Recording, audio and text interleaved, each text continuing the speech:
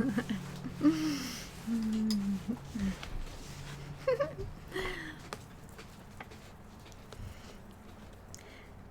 right. Shalom, everyone. And I am Rebekah, Yahshua, and join me for a reading today. It's in the middle of Sukkot, and I'm rejoicing. So I thought I would wear a hat today, but I think I might take it off. So, yes, I will take the hat off here. There we go.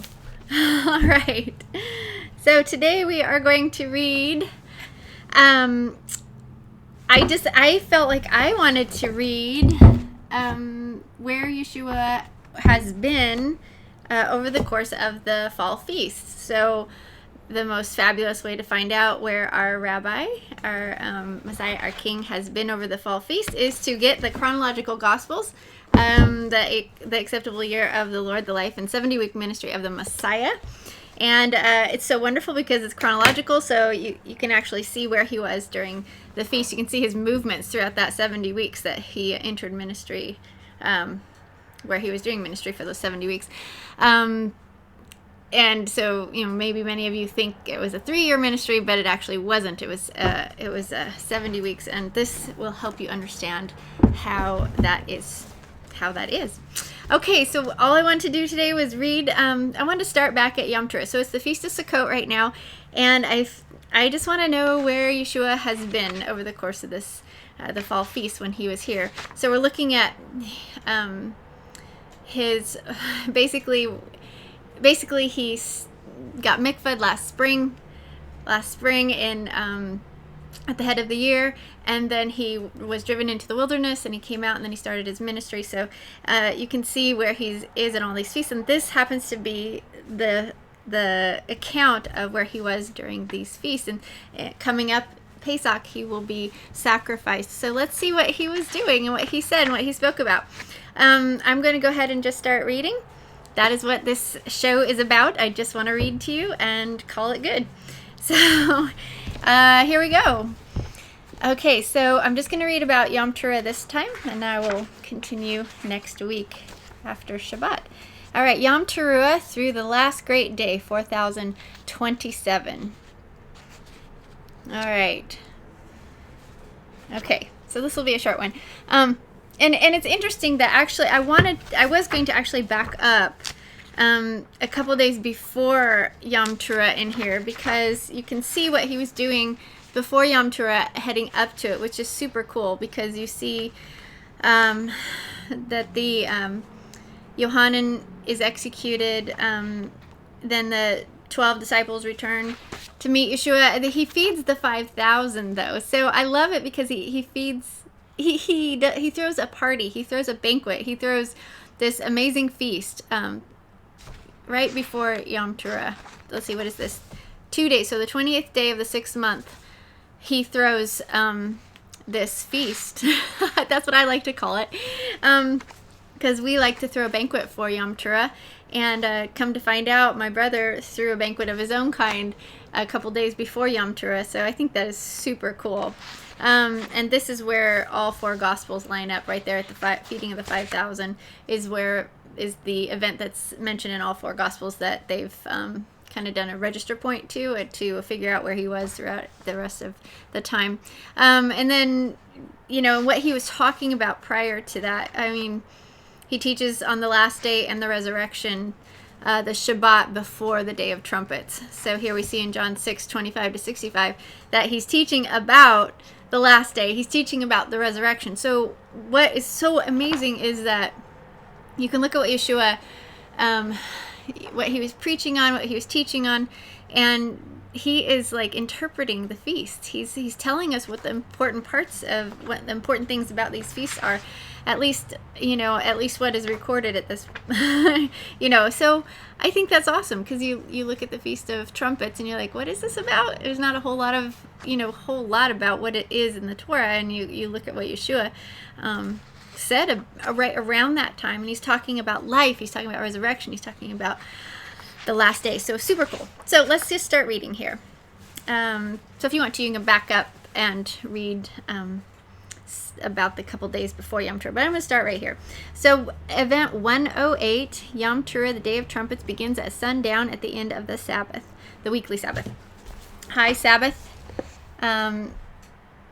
is the first day of the 7th month in the year 4027 from creation. Sunday, September 20th. 20th, 27 CE. He has 21 as well, so I think that must have been, let me see, High Sabbath, first day of the 7th month. So it started the 20th in the evening, and so it was the 21st day. Okay. Note 13. This is an astronomical event, the new moon sighting of Yom Teruah. At the sunset, this is commentary, or this is about the astronomical event. At the sunset that closed the Sabbath on the 30th day. Oh, he was going to explain. There you go. I didn't have to figure it out. At the sunset that closed the Sabbath on the 30th day of the 6th month, Saturday, September 20th, 27 CE, the first sliver of the new moon of the 7th month was sighted, 15.34 degrees above the horizon at 4.46 illumination, which initiated the high Sabbath of the Day of Trumpets. And this obviously was gotten from NASA and computer programs that could go back and look. Earlier that day in the Capharnaum synagogue, Yahshua interpreted the prophetic meaning of the Day of Trumpets by declaring his role as the one who will raise the dead in the last day, which he also did on the Day of First Fruits, event 227. Yes, to come. The Day of Trumpets is the feast that occurs on a day and an hour that no man knows, because that feast day is reckoned by the sighting of the new moon, which cannot be known in advance, even with the most precise astronomical calculations, because atmospheric conditions may obscure the otherwise observable celestial event. In retrospect, we can now calculate to within 1/100% of illumination what they could see over 1900 years ago from the hills overlooking the Sea of Galilee. That particular year, the previous month, was a full 30-day month with no chance of seeing the moon the night before. It would be, by default, a full 30-day month, but they could not have known that from their more primitive perspective. So isn't that awesome? I just think that's so cool. So this is the Feast of Trumpets, which, the Feast of Trumpets is a feast that occurs on a day and hour that no man knows, in quotes and in quotes there. Because that feast day is reckoned by the setting of the new moon, which cannot be known in advance. So you can't know in advance when the Day of Trumpets is, and so if you are on a calculated calendar, you can know in advance. You think you can know in advance, but you actually don't know in advance. So you have to do the Creator's calendar, which makes you walk with Him. Oh yeah, forces you to walk with Him, right? You can't calculate anything. You cannot plan your life out years in advance. You can't even plan a few months in advance. Okay, I know this very well. All right, event 109. Yahshua confronts the sages and the Pharisees. It's a high Shabbat, first day of the 7th month, 4027 from creation, Sunday, September 21st, 27 CE. So this was actually the day of Yom Teruah. This confrontation in Capharnaum occurs on the very day that we are to remember the blowing of the trumpets, the day that the commandments were shouted down from Mount Sinai. We were to remember that no one adds to or subtracts from those commandments, and that the Almighty promised to send the prophet in the future to show us the true path. So, here we go with the scriptures. Matthew 15, 1-20 says, Then sages in Purushim, which were from Jerusalem, came to Yahshua, saying, Why do your disciples transgress the takanot of antiquity, because they do not wash their hands when they eat bread? Yahshua answered them, Why do you transgress the commandment of Yehovah by your takanot? For Yehovah commanded, saying, Honor your father and your mother, and he that curses father or mother shall be put to death. But you say, Whoever shall say to his father or mother that whatever support they might have received from him is korban, or a gift dedicated to the temple, he is free from his responsibility to caring for his elderly parents. In so doing, he does not care for his father or his mother. Thus you have made the commandment of Yehovah of no effect by your takanot, you hypocrites. Well, I'm thinking that's Isaiah prophesy of you, saying, Yeshayu. I think that It could be Jeremiah, I'm not sure. My Hebrew's not so good. Prophesy of you saying, well did he prophesy of you saying, these people draw near to me with their mouth and honor me with their lips, but their heart is far from me. But in vain do they worship me, teaching for doctrines the commandments of men. Ugh. And he called the multitude and said to them, hear and understand, it is not that which goes into the mouth which defiles a man, but that which comes out of the mouth, this defiles a man. All right, I'll keep reading and then I will read the commentary. Then his disciples came to him and said, do you know that the Purushim were offended when they heard what you said, or the Pharisees?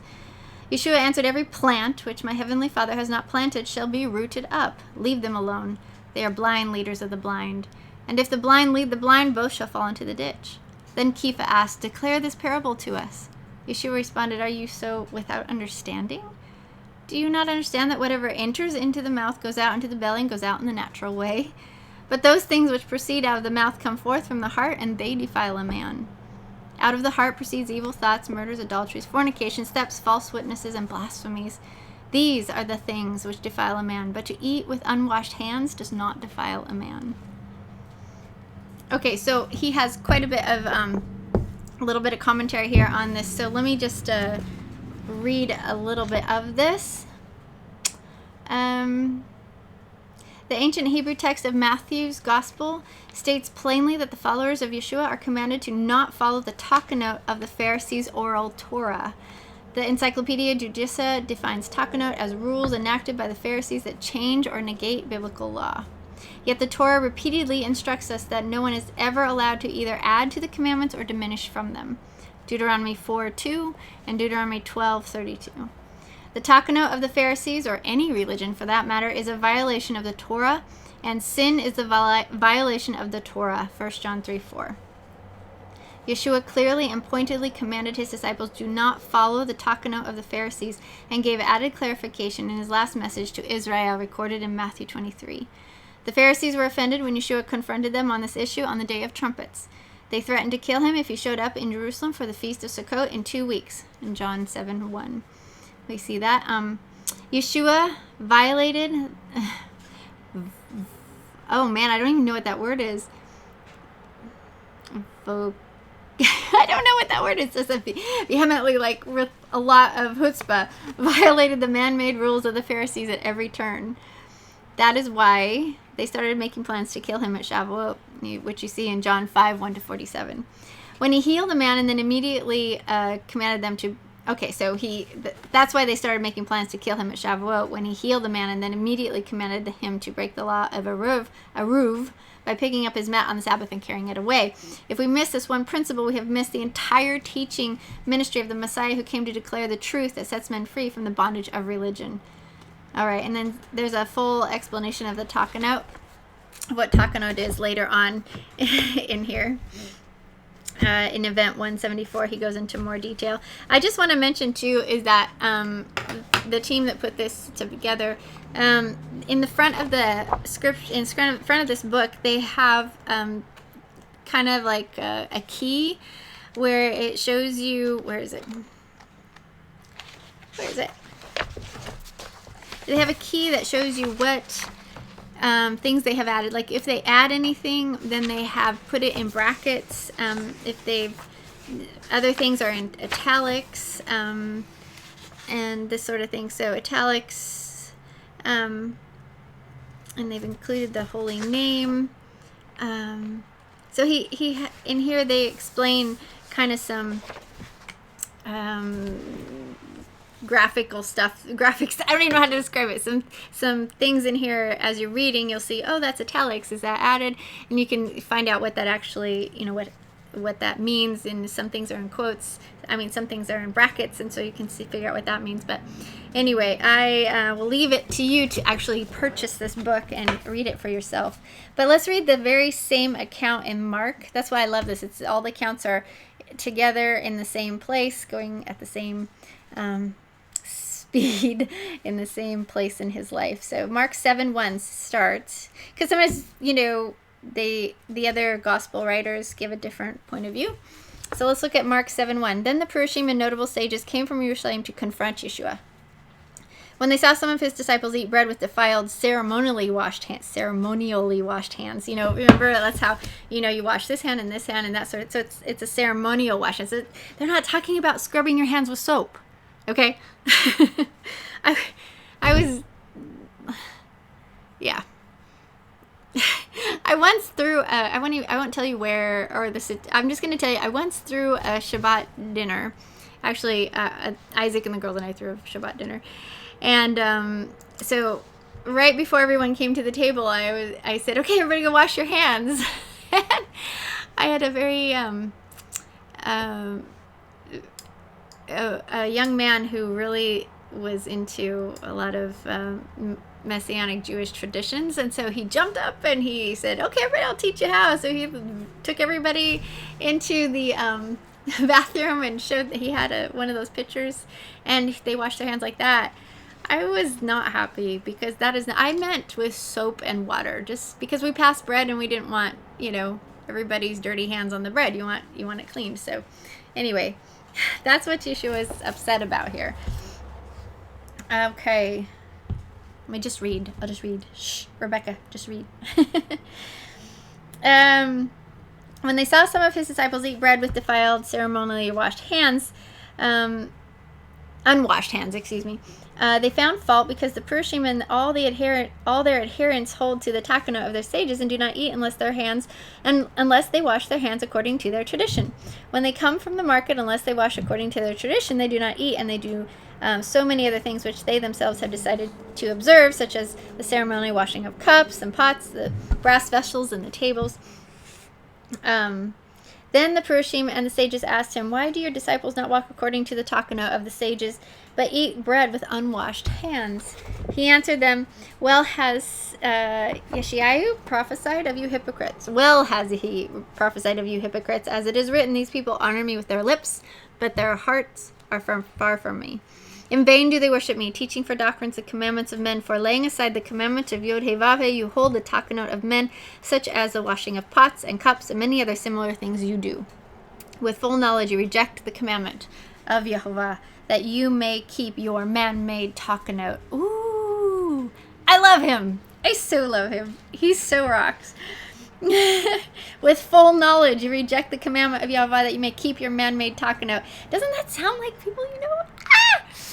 Religions that I mean, just in full knowledge that Christmas is from the pit of hell and you're not supposed to touch it, they do it anyway because it is a takanot of the religious entities. Oh my gosh. Okay, there we go. Moses said, honor your father and your mother, and whoever curses father or mother, let him be put to death. But you say, if a man shall say to his father or mother, everything that he would have given to support them in their old age is korban, or a gift dedicated to the temple, he shall be free of his obligation. Thus you allow him to do no more for his father or his mother, making the word of Yehovah of none effect through the takanot that you have enacted, and many such things you do. All right, a little commentary. The foundation of Pharisaism is the practice of eating everyday meals in an invented state of ritual purity. This principle of Pharisaism is more fully described in the introduction under the header Purushim back in here. And you got to get the book to be able to read it all. And must be understood. It clarifies both the gravity of this confrontation and the gospel of the kingdom that Yahshua taught by word and deed. All right, let's go ahead and go on. Mark 7:14 says, then he called all the people to him and said, everyone listen up and understand. There is nothing from outside a man that entering into him can truly defile him, but the things which come out of him is what defiles him. If any man has ears to hear, let him hear. And when he entered into the house from the people, his disciples asked him concerning this parable. And he said to them, are you so without understanding also? Do you not perceive that whatever thing from without enters into the man, it cannot defile him, because it enters not into his heart, but into his belly, and goes out into the draught, purging all meats. Then he said, that which comes out of the man, that defiles the man. For from within, out of the heart of man, proceed evil thoughts, adulteries, fornications, murders, thefts, covetousness, wickedness, deceit, I don't even know some of these words. I've heard of it. Lasciviousness. Sorry, I don't know how to say that word. See, I need to read with you. See, this is good. I haven't read this for a while. I don't even know what that lasciviousness. Oh well, an evil eye, blasphemy, pride, and foolishness. All these evil things come from within and defile the man. So here's the commentary. Yahshua is speaking of the man-made rituals that the Pharisees have concocted so that they stay uncontaminated from the world in their parush, separated world of self-sanctity. He is not saying that it is now permissible to violate the Torah and eat cats, rats, lizards, pigs, or tarantula, which are all delicacies in various cultures. Yahshua is upholding the sanctity of the Torah and defending it against the man-made rules of a system that is manipulating and controlling the masses with a hybrid religion. Israel was adamantly instructed that no one is to add or diminish from the commandments given to us at Sinai. Anyone who does is a false prophet. Deuteronomy 18:20-22. Here, Yahshua is exposing the Pharisee sages as false prophets because they have both added to and subtracted from the Torah with the single takana concerning taking care of one's aged parents. He said that they do many such things, which are now recorded in the Talmud. They were offended at him and threatened to kill him over the issue regarding to whose authority we are required to submit. The prophet set us free from the bondage of man-made religion, the prophet as in Yahshua. But religionists will kill to protect their illegitimate authority. Wow. All right. That's just unbelievable. So I see here that's the end of Yom Teruah. So that was what he spoke on Yom Teruah. Remember that prior to Yom Teruah, he talked about life, resurrection, the last great day. That sort of thing. And then here he's talking about on Yom Teruah, he's actually talking about not adding to or taking away from the commandments of Yahweh Elohim. Super cool. Is that awesome? There's only one king. All right. So I guess I'm going to go back to having my Sukkot rejoicing. We're going to go rejoice some more. So you guys have a wonderful Shabbat tonight. And I will maybe read some more next week. Okay. All right. You have a wonderful evening and Shabbat Shalom to you. And may the peace of Yehovah rest on you and your family. Heg Sameach. Let's see if I can figure out how to... Bye-bye. Shalom. Leitrot. I think Leitrot. See you later.